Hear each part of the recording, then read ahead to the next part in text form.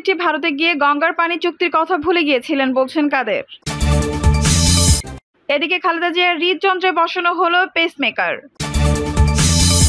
জানাবো তারা চাইলে ডিমের মূল্য বাড়িয়ে দেয়, আবার তাদের ইচ্ছা মতোই কমে বলছে ন্যাপ। তৃণমূলে আওয়ামী লীগের আসল শক্তি। এবং সর্বশেষ জানাবো লালমনিরহাটে রাসেলস ভাইপার সন্দেহে মেরে ফেলা হলো 2টি সাপ। দর্শক শুনছিলেন সংবাদ শিরোনাম, এখন বিস্তারিত। বিএনপি নেত্রী ভারতে গিয়ে গঙ্গার পানি চুক্তির কথা ভুলে গিয়েছিলেন বলছেন কাদের। আওয়ামী লীগের সাধারণ সম্পাদক ওবায়দুল কাদের বলেছেন, বিএনপি ও মির্জা ফখরুল্লাহ কখনো বর্তমান সরকারের সফলতা দেখে না। শেখ হাসিনা সরকার পরিচালনার দায়িত্ব গ্রহণ করে 30 বছর মেয়াদী গঙ্গার পানি বন্টন চুক্তি সম্পন্ন করেন। প্রধানমন্ত্রী এবার ভারত সফরে এই চুক্তি নবায়নের বিষয়টিও উঠে এসেছে। বিবৃতিতে প্রধানমন্ত্রী ভারত সফর নিয়ে বিএনপি মহাসচিব মির্জা ফখরুল ইসলাম আলমগীরের নিয়ম মাফিক অপপ্রচার ও মিথ্যা প্রচারের নিন্দা ও প্রতিবাদ জানান ওবায়দুল কাদের। তিনি বলেন, বিএনপি নেতাদের মুখে দেশের স্বার্থ নিয়ে কথা বড্ড বেমানান। তাদের নেত্রী খালেদা জিয়ার প্রধানমন্ত্রী থাকাকালে ভারত সফরে গিয়ে গঙ্গার পানি চুক্তির বিষয় নিয়ে আলোচনা করতে ভুলে গিয়েছিলেন। আওয়ামী লীগের এই নেতা বলেন, তিস্তার পানি বন্টন ছিল প্রধানমন্ত্রী এবারের ভারত সফরের গুরুত্বপূর্ণ বিষয়। তিস্তার পানি বন্টন নিয়ে ভারতের কেন্দ্র সরকার ও রাজ্য সরকারের মধ্যে মতবিরোধ রয়েছে। এই সমস্যা থাকার পরও ভারতের প্রধানমন্ত্রী নরেন্দ্র মোদী সুস্পষ্টভাবে তিস্তার পানি সংরক্ষণ প্রকল্প নিয়ে বিষয়ে কারিগরি সহায়তা দল পাঠানোর ঘোষণা দিয়েছেন। তিনি বলেন, ভারত বাংলাদেশের বৃহৎ প্রতিবেশী রাষ্ট্র। বাংলাদেশের স্বার্থে ভারতের সঙ্গে কৌশলগতভাবে সম্পর্ক জোরদার করতে হবে। শেখ হাসিনা এই সফরে তারই প্রতিফলন ঘটিয়েছেন। বিবৃতিতে কাদের বলেন, প্রধানমন্ত্রীর ভারত সফর চমৎকার, ফলপ্রসূ ও আন্তরিকতাপূর্ণ ছিল। এই সফরে দুই দেশের সম্পর্কের অগ্রগতি ও অর্জনগুলো স্পষ্টভাবে উঠে এসেছে। 10টি সমঝোতা স্মারক সই হয়েছে এবং 13টি সুনির্দিষ্ট ঘোষণা এসেছে। ওবায়দুল কাদের বলেন, বিএনপি শাসন আমলে বাংলাদেশ ভারতের মধ্যে এক ধরনের অনাস্থা ও অবিশ্বাস সৃষ্টি হয়েছিল। শেখ হাসিনা এই আস্থা পুনরায় ফিরিয়ে আনতে সক্ষম হয়েছেন। এই কারণে বাংলাদেশের রোগীদের জন্য ভারতীয় মেডিকেল ভিসা চালুর সিদ্ধান্তে দুই দেশে ঐক্যমত্য হয়েছে। এতে বাংলাদেশের জনগণের ভোগান্তি কমবে। তিনি বলেন, নতুন নতুন রুটে বাস ট্রেন চালু এবং নতুন উপ হাই কমিশন খোলার ঘোষণা দুই দেশের মানুষের সম্পর্ককে আরো জোরদার করবে। ওবায়দুল কাদের বলেন, বিএনপির প্রতিষ্ঠাতা জিয়াউর রহমানের আমলে ভারত দক্ষিণ তলাপট্টির দ্বীপ দখল করে নিয়েছিল, কিন্তু প্রধানমন্ত্রী শেখ হাসিনার সুদক্ষ নেতৃত্বে দুই দেশের সীমানা জটিলতা নিরসনে সীমান্ত ও ছিটমহল বিনিময় চুক্তি সম্পন্ন হয়েছে। পাশাপাশি ভারত ও মিয়ানমারের সঙ্গে আন্তর্জাতিক পরিসরে আইনি লড়াইয়ের মাধ্যমে বাংলাদেশের সমুদ্র সীমার অধিকার নিশ্চিত করা হয়। তিনি বলেন, বিএনপির সময় ভারতীয় বিচ্ছিন্নবাদীদের সহায়তা দিতে 10 ট্রাক অস্ত্র প্রচারের ঘটনা ঘটেছিল। ভারতীয় সন্ত্রাসী গোষ্ঠীকে বাংলাদেশের মাটি ব্যবহারের সুযোগ দেওয়ার দুই দেশের সম্পর্ককে অনাস্থা দেখা দিয়েছিল। বিএনপি ক্ষমতায় থাকার সময় ভারত থেকে বাংলাদেশের পুশব্যাকের মতো ঘটনা ঘটেছিল। বিবৃতিতে আরো বলা হয়, বিএনপি আজ বাংলাদেশে ভারত বর্জন ও ভারত বিদ্বেষী রাজনৈতিক তৎপরতা চালাচ্ছে। এটা তাদের চিরাচরিত দ্বিচারিতা ছাড়ার কিছু নয়। তিনি বলেন, জাতির পিতা বঙ্গবন্ধু শেখ মুজিবুর রহমানের পর তার কন্যা শেখ হাসিনা একমাত্র সরকার প্রধান, যিনি যে কোনো দেশের সঙ্গে কূটনৈতিক দর কষাকষি করে বাংলাদেশের জনগণের পদমর্যাদা সুরক্ষা স্বার্থ সুরক্ষিত করেছেন। বিবৃতিতে ওবায়দুল কাদের ভারত সহ অন্যান্য রাষ্ট্রের সঙ্গে বিরাজমান অমীমাংসিত দ্বিপাক্ষীয় বিষয়গুলো শান্তিপূর্ণ উপায়ে সমাধান হবে বলে আশা প্রকাশ করেন। খালেদা জিয়ার হৃদযন্ত্রে বসানো হলো pacemaker. BNP chairperson Begum Khaleda জিয়ার হৃদযন্ত্রে পেসমেকার বসানোর কাজ সম্পন্ন হয়েছে। এবার কেয়ার হাসপাতালে বিশেষজ্ঞ চিকিৎসক দল মেডিকেল বোর্ডের সিদ্ধান্ত অনুযায়ী রোববার 23 জুন রাতে এই কার্যক্রম সম্পন্ন করেছেন বলে জানিয়েছেন খালেদা জিয়ার ব্যক্তিগত চিকিৎসক অধ্যাপক ডক্টর এজএম জাহিদ হোসেন।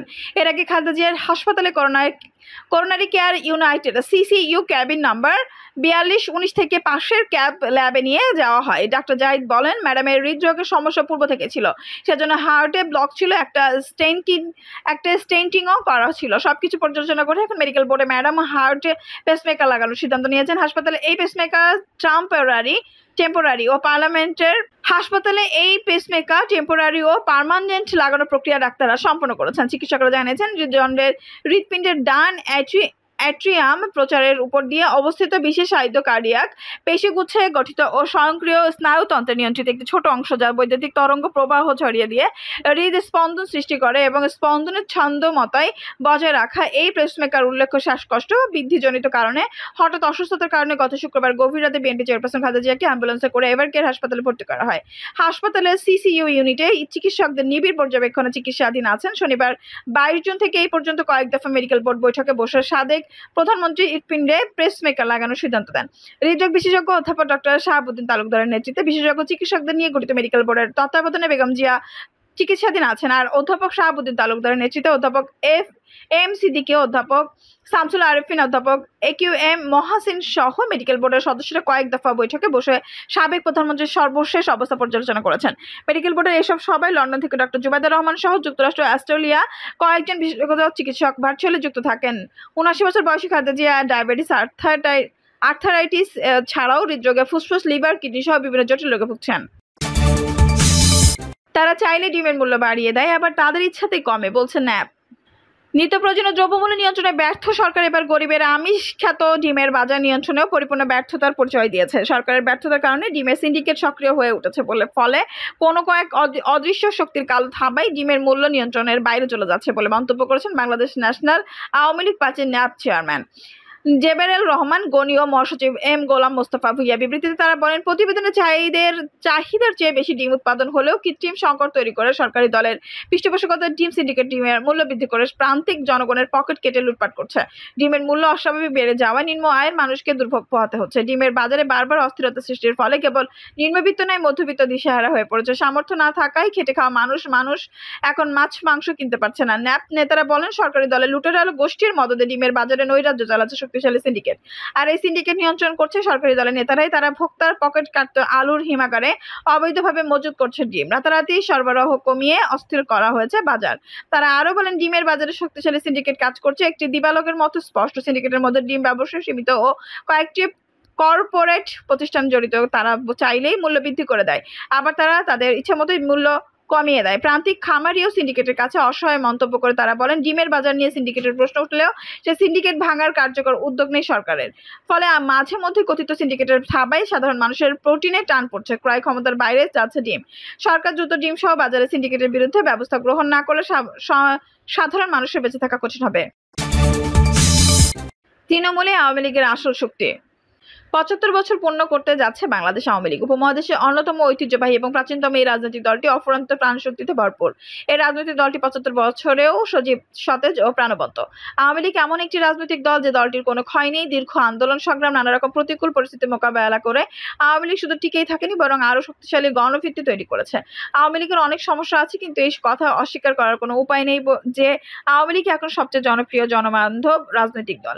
আওয়ামী লীগের শেকড় অনেক গভীরে। আওয়ামী লীগের ৭৫ বছরের এই যাত্রাকালে সাফল্যের উৎস কি? আমরা যদি এই প্রশ্নের মুখোমুখি হই, তাহলে দেখবো আওয়ামী লীগের সাফল্যের মূল উৎস হলো তৃণমূলের শক্তি। তৃণমূলে আওয়ামী লীগের প্রাণশক্তি, তৃণমূলে আওয়ামী লীগের রক্ত প্রবাহ, তৃণমূলে আওয়ামী লীগকে বাঁচিয়ে রেখেছে বিভিন্ন সংকটে। তৃণমূলের শক্তিতে আওয়ামী লীগ ফিনিক্স পাখির মতো আবার জেগে উঠেছে। আওয়ামী লীগের রাজনৈতিক ইতিহাস পর্যালোচনা করে দেখা যায় যে সব সময় তৃণমূল কঠিন সময় আওয়ামী লীগের নেতৃত্বের পাশে থেকেছে, নেতৃত্বের উপর আস্থা রেখেছে। তৃণমূল কখনো বিশ্বাসঘাতকতা করেনি, তৃণমূল কখনো প্রতারণা করেনি। আর এই কারণেই আওয়ামী লীগ এখনো শক্তিশালী একটি রাজনৈতিক দল হিসেবে টিকে আছে। জাতির পিতা বঙ্গবন্ধু শেখ মুজিবুর রহমান শুরু থেকে আওয়ামী লীগকে সারা দেশের মানুষের প্রাণের দলে পরিণত করার সংগ্রাম শুরু করেছিলেন। আর এই কারণে তিনি বাংলাদেশের এক প্রান্ত থেকে অন্য প্রান্তে ছুটে গেছেন, জনগণের সঙ্গে মিশেছেন, জনগণকে কাছে টেনে নিয়েছেন এবং জনগণের বিশ্বাস অর্জন করেছেন।